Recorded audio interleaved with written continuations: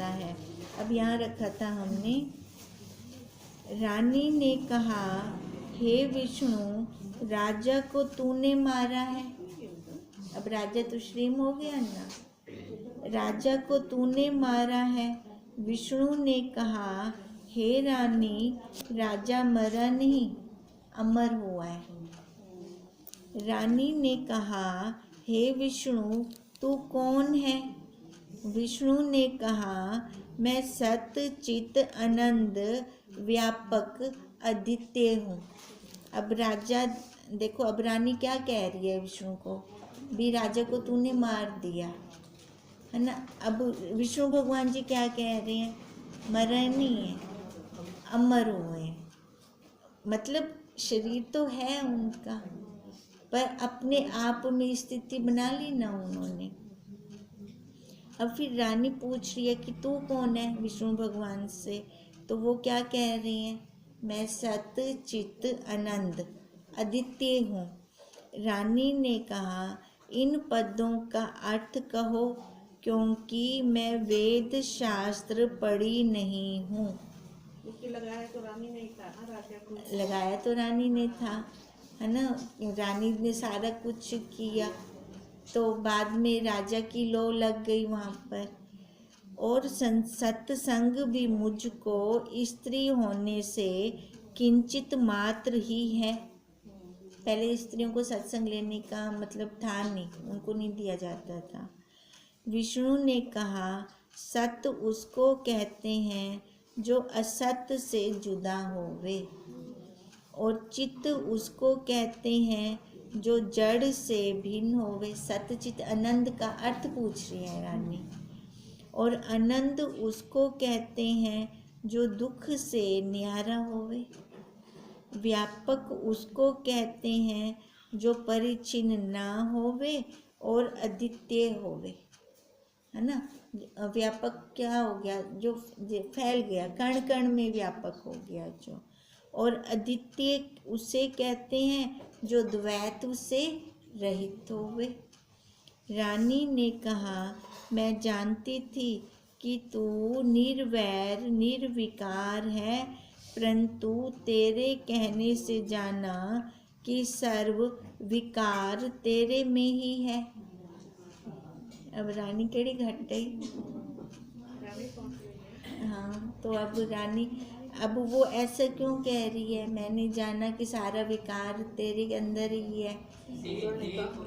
देख, क्योंकि वो बोल पड़े ना, नहीं तो वहाँ बोल तो है नहीं। पर अब रानी ने सामने से क्वेश्चन किया है, आंसर तो देना पड़ेगा।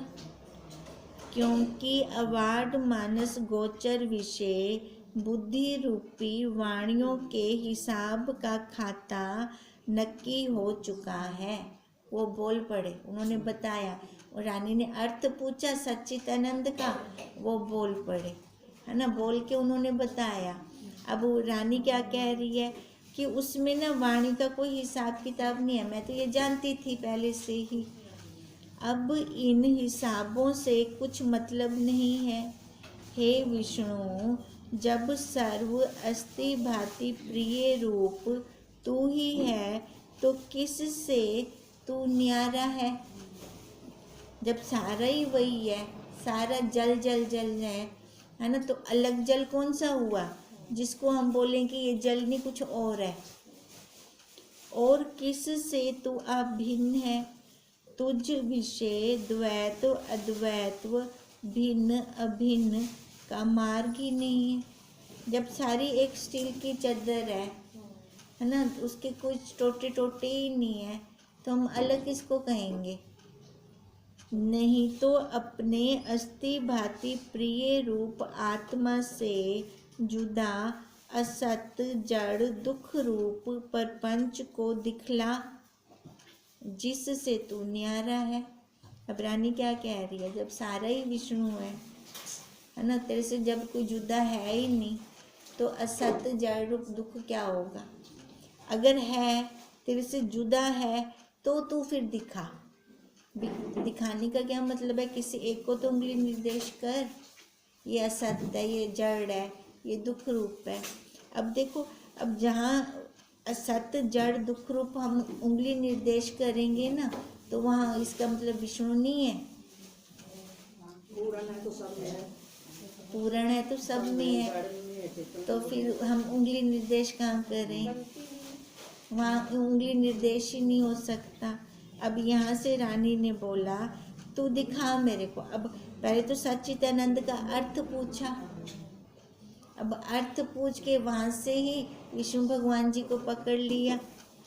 अब वहीं से वो कहना शुरू कर दिया भी तो इनका अर्थ बता रहा है, तो इसका मतलब ये सत्य चित आनंद किसकी अपेक्षा से है?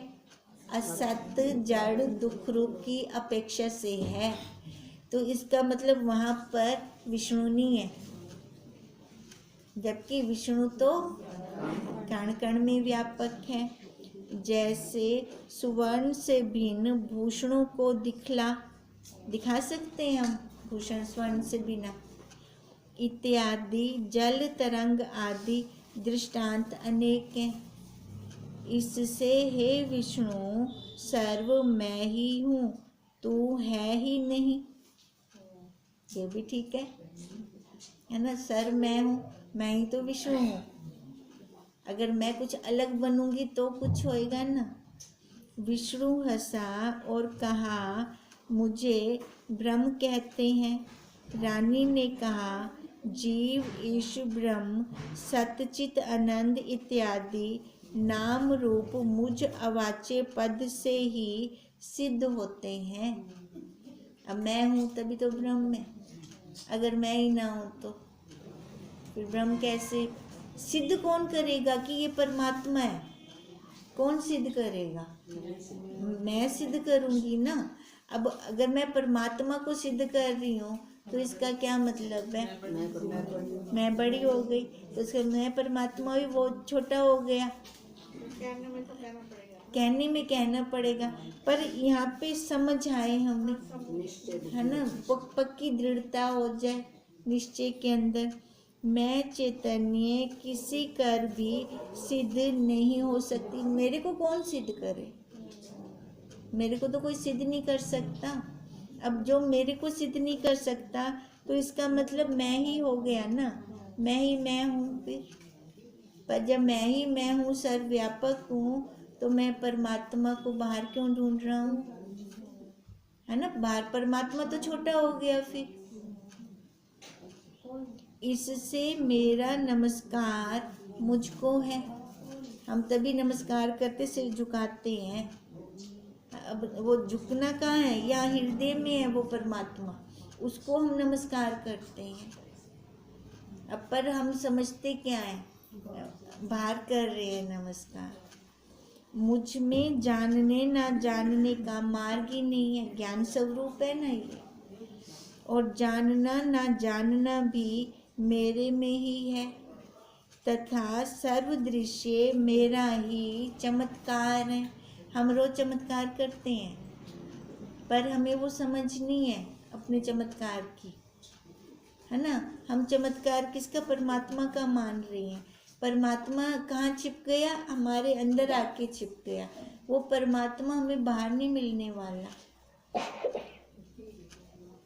तथा सर्व दृश्य मेरा चमत्कार है, लाल की दमकवत। विष्णु ने कहा हे रानी तू कौन है? रानी ने कहा मैं आपको नहीं जानती कि मैं कौन हूँ, क्योंकि जो जानने में आता है सो दृश्य मिथ्या है। रानी ने तो विष्णु से पूछा था तू कौन है?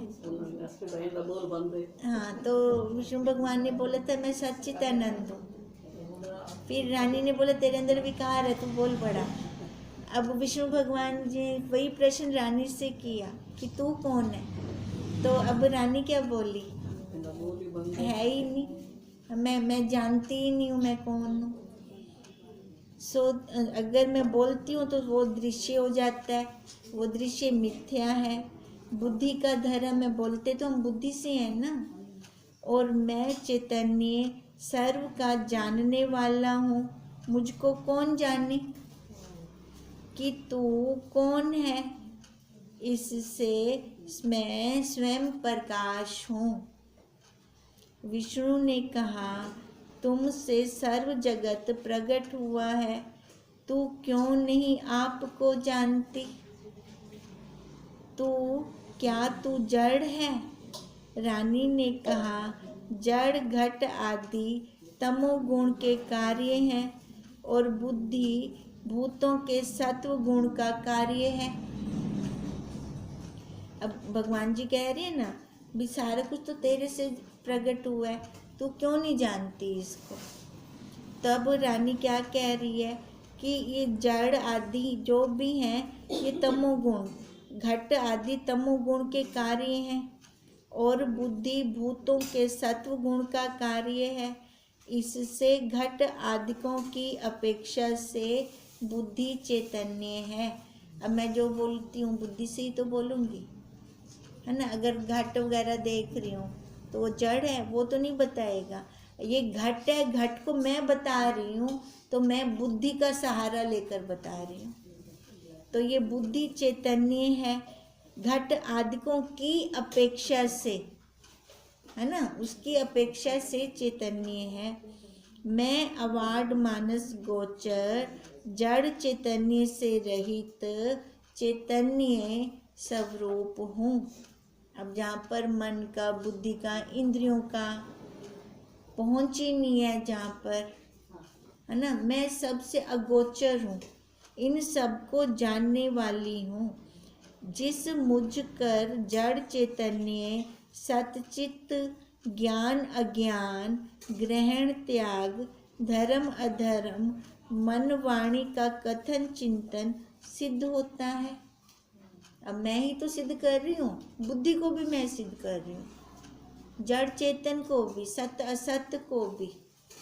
अगर मैं ना हो तो ये सिद्ध कौन करेगा? जिस मुझकर नाम रूप जगत सिद्ध होता है, सो मैं स्वयं प्रकाश स्वरूप आत्मा हूँ। तभी तुलना बाहर ब्रह्म की और इधर आत्मा की, वो परमात्मा और ये आत्मा, इनकी एकता होती है आपस में, है ना। बाहर हम उसकी करें एकता, उस ब्रह्म की, उस परमात्मा की, इस शरीर के साथ, वो नहीं होगी। बाहर वो माया हो गया, माया, ये माया आकार माया, इनकी एकता होगी। जो इसको सही सही जान लेता है, यही सम्यक जानना है। बंध मोक्ष की निवृत्ति प्राप्ति वास्ते शारीरिक व मानसिक वाणी से भी कर्तव्य कुछ करना नहीं है। देखो, बंध और मोक्ष, बंधन है और मोक्ष है। अब मेरे को छूटना है, बंधन है, बंधन है, बंधन है, ये क्या है? खाली बुद्धि का है। बुद्धि के अंदर ये मैंने मान रखा है, मेरे को बंधन है, पर देखूं तो बंधन कहाँ है नहीं। जो मैं स्वयं साक्षी स्वरूप हूँ, उस वो तो मुक्त भी नहीं कह सकती, मुक्त भी बंधन की अपेक्षा से बोलूँगी, वहाँ मैं बोल ही नहीं सकती, वहाँ दोनों ही नहीं है, न बंधन है न मोक्ष है। पर अगर बंधन है तो शरीर को लेकर बंधन है, मोक्ष है तो भी शरीर को लेकर मोक्ष है। अब मैं कैसे जानूं कि मैं कौन हूँ? दोनों का आधार, मैं स्वयं समेत दोनों का आधार, देखने वाला दृष्टा। मैं देख रही हूँ, मैं बंधन को भी देख रही हूँ, मोक्ष को भी मैं देख रही हूँ। जब वो देख रानी ने पकड़ जाके तू मारी, तो समझे ना, तू मारी क्या मतलब, मार देंगे रानी भी आगे पूरी, मतलब हाँ हाँ, लेकिन मतलब अगर वार्तालाप कर तो ऐसे ही होएगी, वार्तालाप करेंगे तो होगी। फिर वहाँ पे फिर मौन, चुप का निश्चय बदलना, हाँ, बुद्धि का निश्चय ही बदल जाता है, चुप हो जाती है, मौन आ जाता है। क्योंकि बंध मोक्ष अपने स्वरूप के अज्ञान से भरम मात्र सिद्ध है ना। तब मैं बंधन मोक्ष को बोलूँगी, अज्ञानता के कारण, नहीं तो है ही नहीं। तात्पर्य यह है कि अपने स्वरूप को सम्यक ना जानना बंध है और अपने स्वरूप को सम्यक जानना ही मोक्ष है। इससे अतिरिक्त बंध मोक्ष कोई वस्तु नहीं है। देखो, बंधन आता है तो दुख होता है ना। अगर बंधे पड़े हैं हम, तो दुख साथ में आएगा ही आएगा। दुख से छूटने के लिए हम ये प्रयत्न करते हैं, मोक्ष चाहिए, मोक्ष चाहिए, मोक्ष चाहिए। ये हम प्रयत्न क्यों कर रही हैं? क्योंकि दुख है अंदर, विषाद है अंदर। उससे छूटने के लिए हम ये प्रयत्न कर रहे हैं, मोक्ष चाहिए। फिर वो मोक्ष के लिए हम क्या करते हैं? सत्कर्म, पुण्य कर्म करते हैं। वो पुण्य कर्म थोड़े थोड़े थोड़े थोड़े इकट्ठे होते होते हमें इधर विचार की क्लास में पहुंचा देते हैं। जब विचार की क्लास में आ जाते हैं, फिर गुरुदेव हमें दोनों से उठा देते हैं, बंध से भी, मोक्ष से भी। अरे भाई, तेरे में ये दोनों ही नहीं है, तू देखने वाला है दोनों। इसका मतलब क्या है? वो हमें दुख से भी, सुख से भी, दोनों से ऊपर उठा देते हैं। अगर मैं दोनों को देख रही हूँ तो लगेगा जी मैं कहें पड़ोसी को देखती खड़ी है ना, चाहे हमको कोई मारदा पे, चाहे हमको कोई कुटदा पे, है ना, हाय हाय बेचारा बहुत दुखी है, कुट खमदा पे मुटे इन्ना एक पानी जिनी लाइन जरूर आवे से वृत्ति विच, है ना। पर उसके बाद अपने आप अपने घर चले जाते हैं तो हमें वो याद ही नहीं रहता। अब ऐसे ये पानी पे जैसे एक लाइन होती है, ऐसी एक वृत्ति जरूर आएगी, पर साथ के साथ ही खत्म हो जाएगी, रहेगा ही नहीं। क्यों? क्योंकि मेरे अंदर ये दोनों ही नहीं है, मैं दोनों से न्यारा हूँ।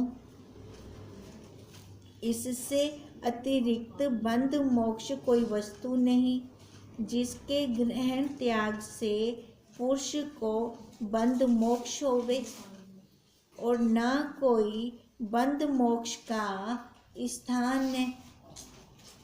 कहाँ बंधे पड़े हैं हम? कोई दिखा सकता है हमें? मन से बंधे पड़े हैं, है ना। किसी फिर बताओ, मन को कौन दिखाएगा हमें, है ना, है ही नहीं। अब वही उदाहरण है ना, जो वो घोड़े को बांधा, खाली भावों से बांधा, है ना। अब भावों से ही उसको खोलना पड़ेगा तो वो मुक्त है। हम भी भावों से बंधे पड़े हैं, भावों से ही हमें खुलना है। जहाँ जाकर बंध की निवृत्ति और मोक्ष की प्राप्ति होवे, कोई ऐसा स्थान है भी हम वहाँ चले जाएं? हम वो जाते हैं ना तीर्थ में, धागा बांध आते हैं, हमारी ये कामना पूर्ण हो, ये कामना पूर्ण हो, है ना। अब पर कोई बंध मोक्ष का कोई स्थान तो दिखाओ जहाँ बंध को छोड़ो मोक्ष चाहती हो। है ऐसा? ये पुरुषार्थ हमारा स्वयं का है। हमें स्वयं को ही छोड़ना पड़ेगा। अपने भावों से जो हम बंधे पड़े हैं वो हमें खुद को छोड़ने पड़ेंगे। विष्णु ने कहा, हे रानी, बंध मोक्ष का प्रतिपादक शास्त्र निष्फल हो जाएगा। अब तू तो आगदी को जगह नहीं लाते में शास्त्र ही खत्म थी। वैसे रानी ने कहा, बंध मोक्ष की निवृत्ति प्राप्ति वास्ते शास्त्र यत्न नहीं कहता। शास्त्र यत्न थोड़ी कहता है भी उसके लिए कुछ करो, माला फेरो, तप करो, हवन करवाओ, है ना, वो तो नहीं कहता शास्त्र। वरण जैसे अंधकार के दूर करने वास्ते तथा अंधकार में धरी मणि के प्राप्ति वास्ते दीपक का जलाना ही कर्तव्य है ना। वो नहीं कहता, शास्त्र नहीं कहता कुछ भी। अब जो ये कर्तव्य है, जैसे अब इन्होंने बोला अंधकार को दूर करने के लिए क्या कर्तव्य है? खाली प्रकाश करना। ऐसे बंध मोक्ष से अगर हमें छूटना है तो क्या करना पड़ेगा? सही सही जानना पड़ेगा, ज्ञान स्वीकार करना पड़ेगा, विचार करना पड़ेगा, अन्य नहीं। परंतु दीपक के जलाने वास्ते अनेक साधन है। दीपक के जलाने वास्ते साधन है ना, तो ये ज्ञान को जलाने वास्ते ये अनेक साधन है। शास्त्र, ये शास्त्र ले लो, है ना, जप कर लो, तप कर लो, है ना, भक्ति मार्ग में चले जाओ, ये यहाँ तक पहुँचने के साधन है ये सारे।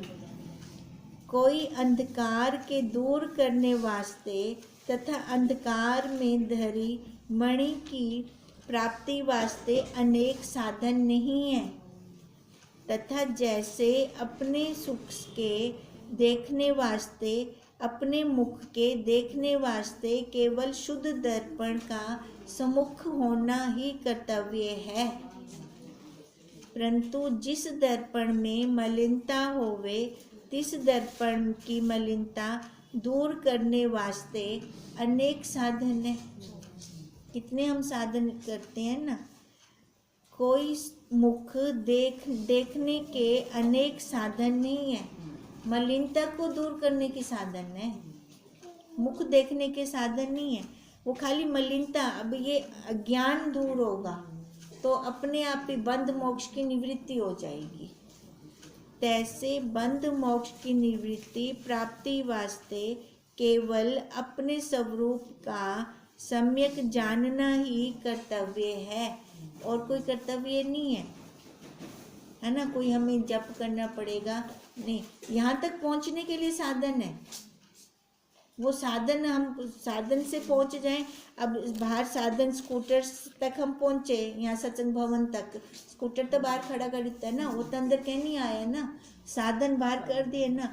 अब कोई पैदल आ रही हैं, टांगे रूपी साधन से आए हैं अब यहाँ के हम टांगे तो नहीं चला रहे, बैठ गए, साधन को तो रोक दिया है ना, क्योंकि मंजिल पर पहुँच गए।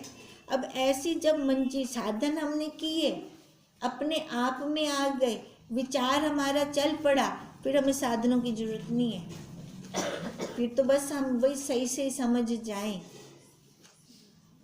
तिसके दूर करने वास्ते अनेक जप तप भजन यज्ञ दान पूजा तीर्थ यात्रा व्रत शम दम वैराग्य विवेक आदि साधन है यहाँ तक पहुँचने के लिए। कोई बंध मोक्ष की निवृत्ति प्राप्ति वास्ते साधन नहीं है। इसी अंश में गुरु शास्त्र पुरुषार्थ सफल है। वह अस्तित्व तत्व सपूर्ण प्रिय तत्व निज स्वरूप से जो भिन्न प्रतीति होती है सोई भरम है। अब गुरु और शास्त्र बस इस अंश तक सफल है। किस अंश तक? अंतःकरण शुद्ध करवा देते हैं, विचार चलवा देते हैं, बस यहाँ तक है ना। अब उसके बाद अब जैसे कहते हैं वो पंखा पहले धीरे धीरे चलता है, फिर स्पीड पकड़ लेता है। अच्छा, फिर जब उसको बंद करो बोला भी धीरे धीरे बंद थींदा है। अब ऐसे ही गुरु और शास्त्र यहाँ तक है। उसके बाद तो खुद को स्पीड पकड़नी है, खुद हमें चलना है। अब जैसे रोटी हमारे मुंह में रख दी, बाइट रख दी तैयार करके, पर चबे से कौन? ऐसे ये काम भी हमें स्वयं करना है। प्रिय तत्व निज स्वरूप से भिन्न जो भी प्रतीति है ना, अपने स्वरूप से अलग जो हमें अच्छा लग रहा है वो क्या है? वो सारा भ्रम है, मिथ्या है ही नहीं है ना। हम विषयों के अंदर घूम रहे हैं। फिर वो तिस भरम की निवृत्ति वास्ते ही गुरु शास्त्र की सफलता है कि हमारी आंख बना देते हैं। वो हमारी आंख का ऑपरेशन कर देते हैं। अगो परहेज दा मरीज ही रख से है ना, आगे तो हम ही परहेज रखेंगे। फिर कोई मोक्ष रूप ब्रह्म आत्मा की प्राप्ति वास्ते गुरु शास्त्र नहीं है। हे विष्णु, अपने स्वरूप में मन वाणी वेद की गम नहीं, क्या कहूँ? अपने स्वरूप में क्या है? जब हम पहुँच गए वहाँ पे कुछ बचता ही नहीं है। मैं ऐसा हूँ कि वैसा हूँ, जो मैं हूँ सोई हूँ, मुझसे कुछ कहा ही नहीं जाता। क्या आँखों टाइम? हाँ बस बंद कर दिए। हाँ बंद कर दिए कि क्या क्या बोलें? मैं ऐसा हूँ कि मैं वैसा हूँ, है ना। कुछ कह सकते हैं? हम कह ही नहीं सकते। ओम तम